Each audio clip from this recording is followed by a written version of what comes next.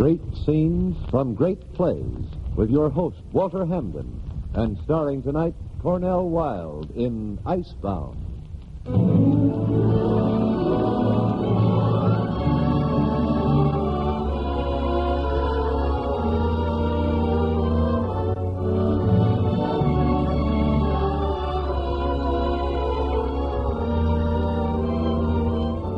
On behalf of the families of the Protestant Episcopal Church in your own community and the Episcopal Actors Guild, we welcome you to another half hour of great scenes from great plays, transcribed by famous artists of stage, screen, and radio. Now, your host, the distinguished actor-manager, Mr. Walter Hamden.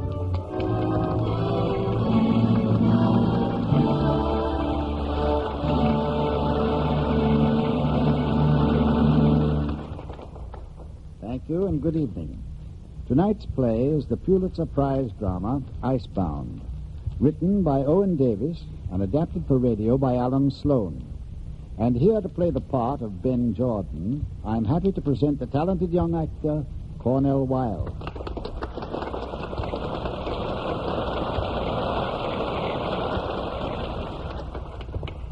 Our play is set in the chill atmosphere of way down east in the state of Maine. It's the story of a New England family and the way the hard, bleak life up there can creep into people's souls. More, it's the story of one member of that family. It's Ben Jordan's story.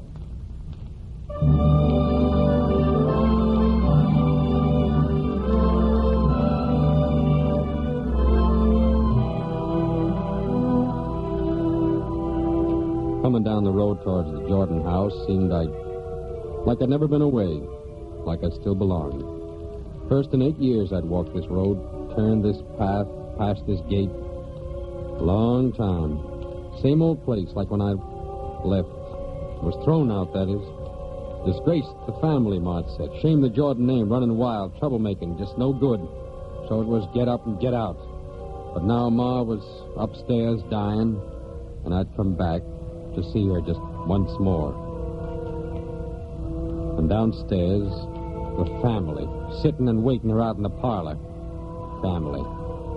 I could nearly hear them, know what they'd be saying. First, my brother Henry. Doctor says she's pretty low. Wonder if we could just run down to the store for a minute and then hurry back. And Henry's wife, Emma. A body'd think you'd be ashamed, Henry Jordan. But you don't suppose she'd go and leave no will, do you? And Sadie'd be there, widow woman. Equal shares is only fair. Nobody'll get more. Not if I have to go to law over it. I was the only Jordan missing. And they weren't counting on me turning up. There was none of them told me about Ma either. It was Jane Crosby. And that was kind of odd. Both her coming to stay with Ma after I'd burned her dad's barn and her sending after me now. Well, I knew what they thought of her. You're the eldest, Henry. Go up and get out of there. Jane Crosby's no Jordan. She's got no right up with Ma. Put up with her 8 years, Emma, so another day or so. Besides, I'll send her packing as soon as... Well, now we'll see. It's my place she took in my own mother's house. I ain't going to forget that. You send her packing, Henry. We'll see, Sadie. Grandma lived till 84. Ma's only 76. Nothing lasts like it used to.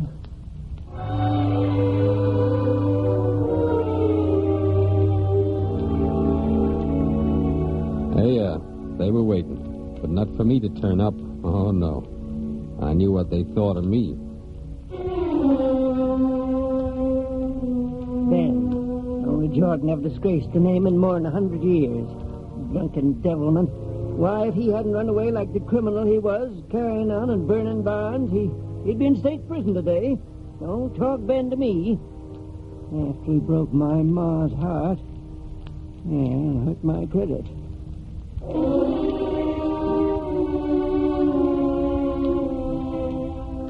I come up the walk and peeked in the window. Everybody there, handkerchiefs and all.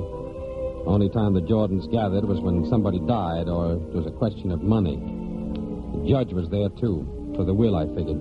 I almost turned and run. There was a warrant out for me, and he'd signed it. Then I seen Jane coming down into the parlor. She looked the same. pretty. She'd been crying. Everybody stood up and gathered around her. I thought first I'd ring the pull bell, and then I just walked in. Who's that out there? Me. Ben. Ben! I've never. Oh, Ben. It's me, Jane. You got no right here, Ben. I'm as Jordan as you, Henry. I want to see Ma. It's too late, Ben. Ma's gone. Yes, she's gone. She was the last of the old stock. The Jordans won't ever be the same.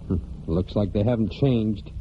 Go on, Judge. Why don't you read the will so they can go home and gloat over their gettings? That's all they're waiting for. Notice you got here quick enough. To see Ma, that's all, and she sent for me. Go ahead, Judge.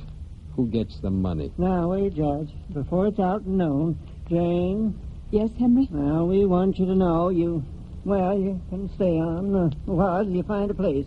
I don't want it said we're mean, but... You ain't needed here, no wanted. No, wait just a minute. Now, what's the trouble, Judge? Jane isn't going anywhere. How's that now? Of course she's going, and she don't belong in this house. Yes, she does. Because the house is hers and the whole place. What? You were worried if there was a will. Well, there was. That's it.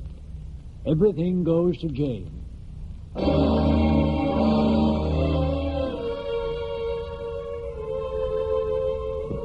I just stood there drinking it in. It was like they'd all been hit with their own tombstones. They opened their mouths and shut them again, and then they just left. The judge, too. Except for Ma lying upstairs, I'd have busted laughing. Well, there was no place for me there, so I decided to go. Ben, where are you going? Back away again before the judge gets arresting ideas. Oh, stay here, Ben. Stay. I go to jail? Besides, it's your place. I don't belong. Oh, Ben. That's gone. That's 8 years gone. You don't want me. You've got to stay. How got to? I fixed it with the judge. When I knew I'd get the place, I fixed it to go your bail. What for? I wanted you to stay. As what? How stay? Why, you'll work the farm. I can't alone. I wondered why you sent for me. I thought it was so I could see Ma before she went. You just wanted a hired hand. I have to stay, huh? Have to or go to jail. That isn't it, Ben. It wasn't even your mother sent for you. It was me. Why? I thought she'd be happier seeing you. I hated to think of her there in the churchyard, hungry for you. Sounds nice. But I don't believe you. I believe you wanted me back just for one thing. Ben. Oh, Ben. Just one thing. I was the Jordan burned your dad's barn. I was the Jordan ruined the Crosbys. So you had to go out for a servant in my house. And now you got it fixed, so I'll be your hired man, your slave. What do you think I've been for 8 years? The only here? Jordan you can get square with, that's all. I'm going up to Ma, but listen. I'll stay, I'll work, but only because I'm staying with you. I'll stay because it ain't as bad as going to jail.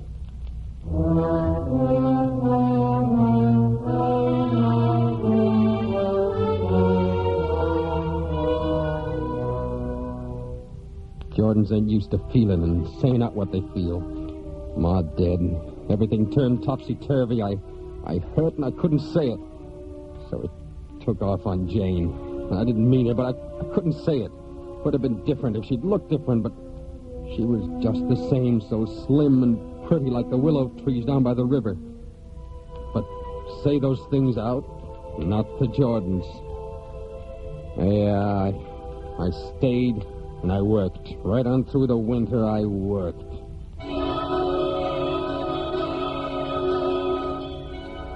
You got the house banked against snow? Yeah? Got enough fodder to carry the stock this spring? Yeah? Wood all in? Yeah!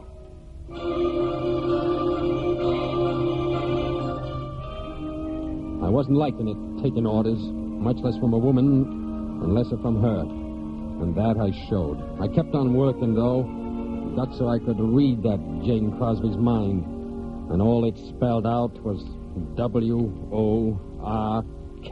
That's all.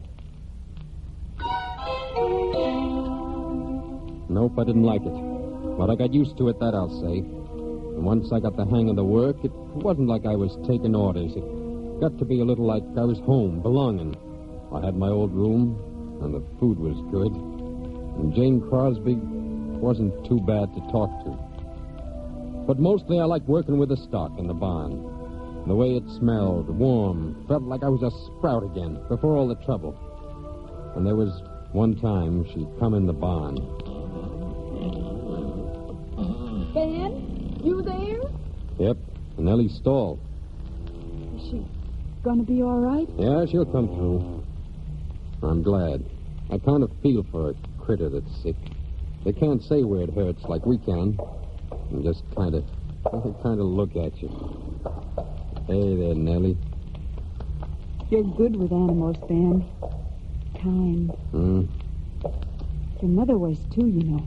I didn't know. Guess I didn't know her much anyhow. Guess you don't know women much anyhow. Well, she didn't know me. She always thought it was pure spite made me. Well... Made you what? Nothing. We're in my dad's barn? Do you think I hold that against you? I don't, Ben. Believe me. Well, it was my fault you had to go for a servant. You're wrong. I didn't ask to come here. Your ma sent for me. Oh, I didn't hear that either. And not in a charity way, if you were thinking that. It was just because she was lonely for you. Never showed it by word nor writing. Pride. Oh, yeah. And you're like her.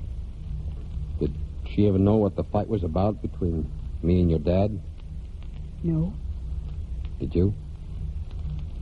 Me, I guess. Nope.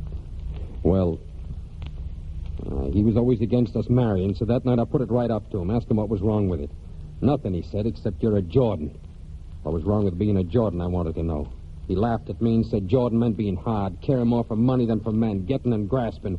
I got so mad, him being older, I couldn't hit him, but... You burned the barn. Well, I was drunk and furious, but in a way I was standing up for the family. Ma never knew that. She died thinking I disgraced it. You kind of care about that, Ben? I kind of do. Her passing without knowing, I was standing up for Jordans. Why didn't you write and tell her? Pride? Well...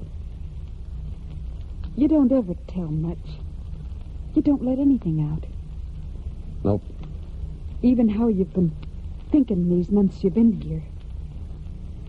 Ben, what do you think of when you're working? About when I was with the Army in France. And they got little bitty farms there. And I got to one after I was wounded. Nicest folks ever. They laugh over there. They laugh and sing right at the table. Gave me lumps in my throat looking at them and remembering us, the Jordans. Guess there wasn't much laughing at the Jordan's table. No time for it summers with the work. And winters, well, look out there. Look out the window. Know what's wrong with Jordans? It gets into them from the country around. It's like that half the whole year. Froze up everything. Yes. Everything froze up, most of all the people. Icebound, that's what we get to be. That's what we are, icebound, inside and out. Just now, talking about the family in France, you weren't. Oh, them. They were the nicest family. Time I was to leave, they had a party for me. Me in my dirty old uniform. And them all dressed up best they could. And a girl in a blue dress. A girl in a blue dress? Yeah. Pretty as a willow tree by the river. Oh. I never did see her again. Never did see anything like her till... you don't see blue dresses here. No, they got 3 colors for dresses here. Black, black, and black. Black for weekdays, blacker for Sundays, and blackest for funerals. Dan, there's more than one blue dress in the world. Huh? If I was to dress different, would you like me more? Oh, I like you, Jane. You don't show much. I didn't think you wanted much shown. I figured the way you're working me and working the place, I thought you were getting to be pure Jordan yourself. Oh, no. Ben, listen. Come have supper with me inside. Nellie will be all right. She said so. Come in and have supper with me, and we'll talk more. All right? Well, sure. Been good. Family's coming for a while, but when they're gone... Family? Henry and Emma and Sadie. They got something to talk to me about, but it won't take long. And then we'll talk. Good. Just let me know when they're gone, that's all.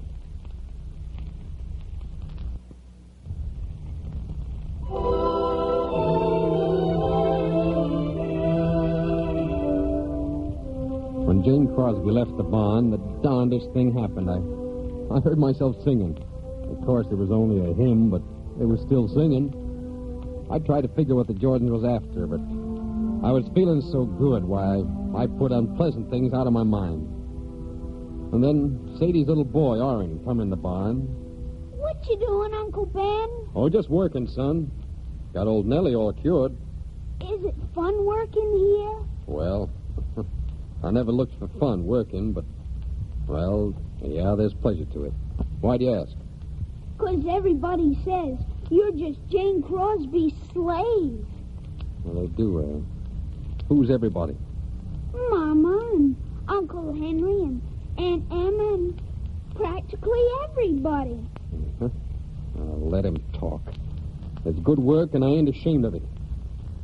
What kind of work you going to do, son? I'm going to have a store like my Uncle Henry. Store work? Well, that's no work. You want to get next to the crops and the critters. That's work for a man. I don't want to dig in the dirt. Dirt? Well, dirt's what they got in the town and the streets. Nothing grows in dirt. I'm talking earth, Orrin, boy. You see, Orrin, earth's what you plant a crop in, and she gives it right back to you if you work it right. Earth, that's clean. Don't you keep a store, son. Come on out and work this land. Nope. I'm going to have a store like my Uncle Henry. And dirt's like your Uncle Henry. By the way, Orrin, what's the family gathered for? They sent me out when they got to talking. Oh. But I listened at the door. Oh? Yep. It's a council life. Mama wants some money to go into dressmaking. Uncle Henry wants some money for a note. And Aunt Emma wants some money for dresses for Cousin Nettie, who's going to school. Mm-hmm. What do you want? Nothing. Just some fun, maybe. You're no Jordan. Orrin, I'll tell you what. Let's go into the house and see how the council's making out, huh? All right, Uncle Ben, let's go. And I want to see the family that calls me Jane Crosby's slave begging for table crumbs.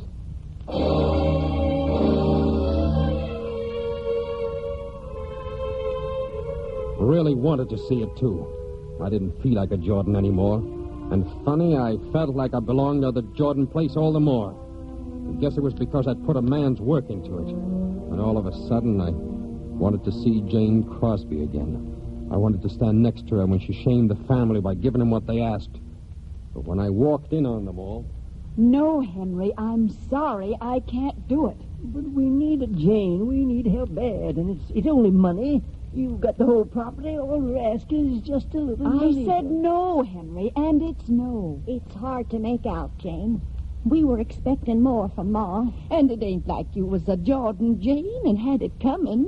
You got a duty to help us. I said no, and it's no. Oh, Jane, you can't. Come on, Henry. Don't beg. Jordans don't beg. You are, and you stop scratching. Come on. And the next time we come to this house, Jane Crosby, you'll have to send for us. I heard all that, and I got all cold and tight inside all over again. I kept hearing Emma saying, "You're no Jordan, Jane." But she was wrong. All of Jane's soft talk in the barn, I knew what it was for, just to keep me a slave to her. Well, I packed, I walked into the kitchen, and I said, "Jane, I'm going." What do you mean, Ben?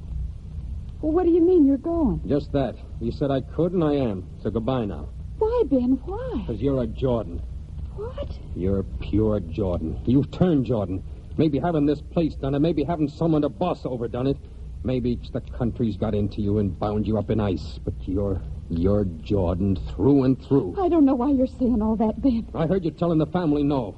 I know they're a pack of begging bodies, but they are Jordans, and this was Jordan property. I don't know why Ma left the place to you and not to them. Maybe it was because she knew you'd turn out to be more Jordan than any of them. Talk about holding a place together. You sure did fine. Yeah, got one Jordan to slave for you so you could refuse the other Jordans where they come needing. Well, this Jordan is going. Where, Ben? Where? I don't know, but if I did, I wouldn't tell you. Because if I did, you'd call the judge and have him haul me back. The last I saw, she was standing by the stove in a blue dress she'd put on for our supper. I was mad pure through, but just the same, my heart almost turned me back. She looked so small-like and all alone. Well, let her be alone then. I started off, down the path, through the gates, up the road, and then I turned back.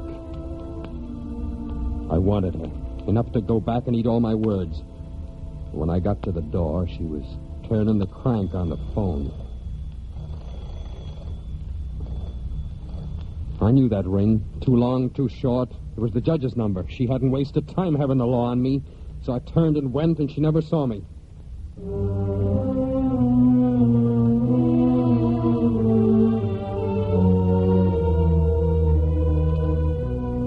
I walked the road, clear to town. I knew where I was going and what I was going to do if I met the judge on the way. But he never did come along the road, so I knew she hadn't reached him. I went straight into town and straight into his office and walked right in on him. And 5 minutes later, we went back to her together. Judge and me, both. Oh, Judge, I've been calling you to... Ben! Yep, it's me. Can we come in? Why... She means come in, Judge. Good evening, Miss Jane. Good evening, Judge. Ben Jordan? Now, wait a minute. I got 2 questions, Jane. I was too hasty before to be fair and ask you the first one. Why'd you turn the Jordans down? Because. Now, there's a woman for you. Why, Jane? Same reason I made you work. To make them get up and do something for themselves. That ain't all, Miss Jane. No. Now, what more? Because your ma said to keep the Jordan property together. For you. She said that. Yes. Well, it's worked out, Jane. That is, if you got the right answer to my second question. Oh, Ben. Now, wait up, both of you.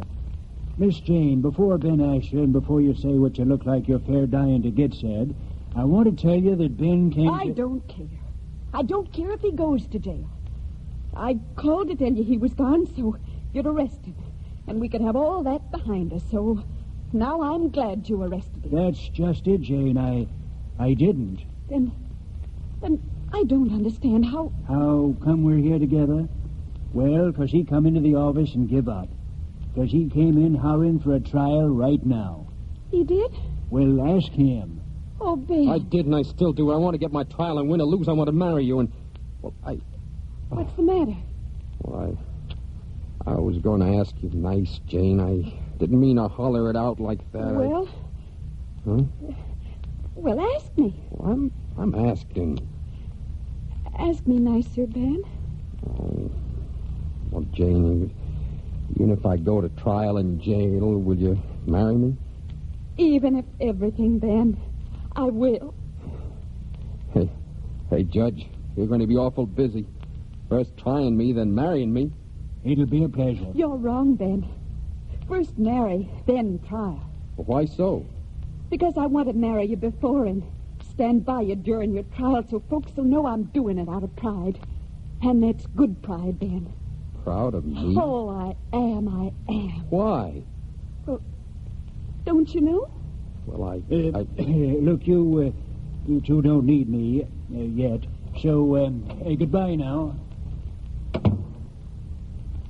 Now tell me why. How can you be proud of me, and why? 'Cause you learn to work. 'Cause you learn to put yourself into work. 'Cause I love you. Oh, it took a long time for you to say so. And you've never even said so. Well, I do. You still haven't said so. Well, just the same, I do. You do what? Oh, I love you. Oh, Jane, I love you. Jane. Mm-hmm. Look. Hmm? Look out the window. Winter's near over. It's coming on spring soon. Snow's pulling back from the ground. There'll be little blue flowers, like your dress, blue. The things will thaw out. Hey, everything will thaw out fine.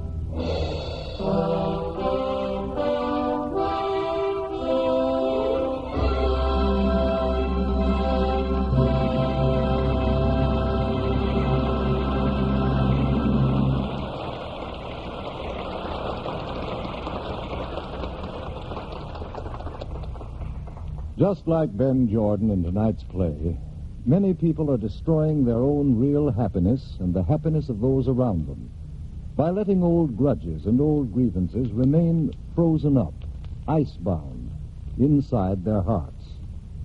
Like Ben Jordan, too, most of these unhappy men and women can't thaw out their icy inner burdens without the help of God's grace. And many never give themselves a chance to find this help, to discover, as Ben did, how the warmth of love and companionship can bring an end to such inner conflicts which destroy personal peace. The Church, from its beginnings, has offered this help, has recognized how vital it is that men and women find the way to rid themselves of harbored grudges and grievances. Its religion calls men to self-examination, to the spirit of contrition, to real humility. The beautiful service of Holy Communion emphasizes the necessity to be in love and charity with your neighbors. And it is this blessed spirit of Christian love and charity that has enabled millions to find in the church and through the sympathetic guidance of an experienced clergyman a way to a full and happy life. If you're already a member of some church, you know how much the church and a clergyman can do to help you live in happiness.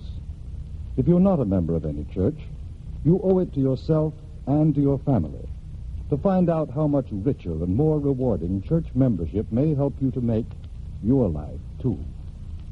You're always welcome at your nearest Episcopal church, and you will find its clergyman ready to meet you and talk with you, ready to tell you what the Episcopal Church stands for and how it offers you a faith to live by. Why not decide right now, you and your family together, to visit your nearest Episcopal church at morning service next Sunday?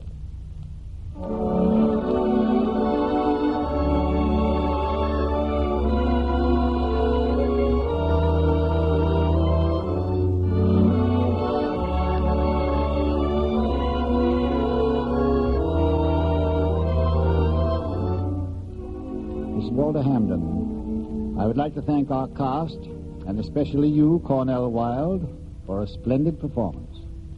Next week, ladies and gentlemen, the families of the Protestant Episcopal Church in your own community and the Episcopal Actors Guild will present a charming play that has remained a staunch favorite for many years.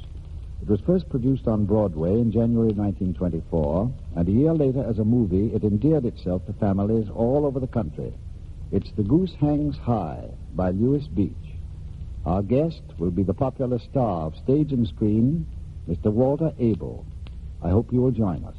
Cornel Wilde's appearance was through the courtesy of 20th Century Fox, producers of The Snake Pit, starring Olivia de Havilland. Music on tonight's program was composed and conducted by Nathan Kroll. Now an invitation from the church. The Episcopal Church welcomes men and women alike to share in the opportunities for service represented by the church's wide variety of activities. There is important work to do for those less fortunate than ourselves, work that in the true spirit of the church makes better citizens of us all. So after services this Sunday, why not have a talk with your rector about it? He'll be happy and grateful to let you know how you can help.